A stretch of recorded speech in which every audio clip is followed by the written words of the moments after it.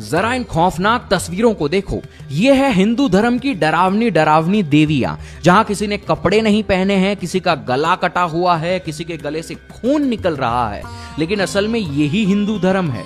हमने हमारे मंदिरों में तो सिर्फ खूबसूरत भगवान को सजा के रखा है, लेकिन आधा हिंदू धर्म हमने हम ही से छुपा के रख दिया। अगर आप कभी इंक्वायरी करने की कोशिश करो, जांच करो कि ये देवियां ऐसी क्यों हैं, तो आपके जीवन जीने का पूरा तरीका बदल जाएगा। मैं आपको एक उदाहरण देता हूं जो आपकी आंखें खुली की खुली रख देगा। इन्हीं में सबसे डरावनी देवी का वो है मां धूमावती। ये जो नाम है धूमावती, ये धुएं से आया है।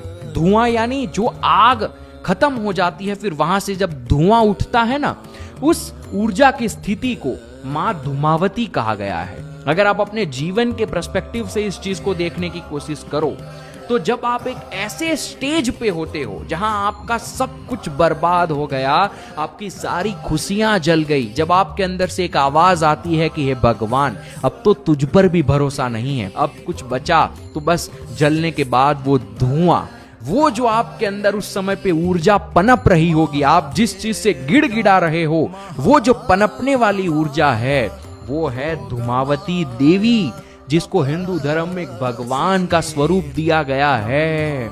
अगर आप इनका फोटो देखो तो ये एक ऐसे रथ पे बैठी है जिसके टायर हैं, लेकिन उस रथ को खींचने वाला कोई नहीं है। ये उसी स्टेज को दर्शाता है आपके जीवन के, जब आपके जीवन में जीवन तो है लेकिन आगे जाने का नाम नहीं ले रहा, सब कुछ बर्बाद हो गया। यानी सिर्फ टायर है लेकिन खींचने वाला कोई नहीं है। ये है धूमावती, बूढ़ी औरत जो विधवा है, व्हाइट साड़ी पहनी हुई है और शमशान में रहती है। ये कोई आसमान में बैठी देवी नहीं है। ये जो फोटो है वो आपका ही फोटो है उस समय पे जब आपका सब कुछ बर्बाद हो गया होता है। ये है हिंदू धर्म, जहां आबादी भी देवी है और बर्बादी भी देवी है।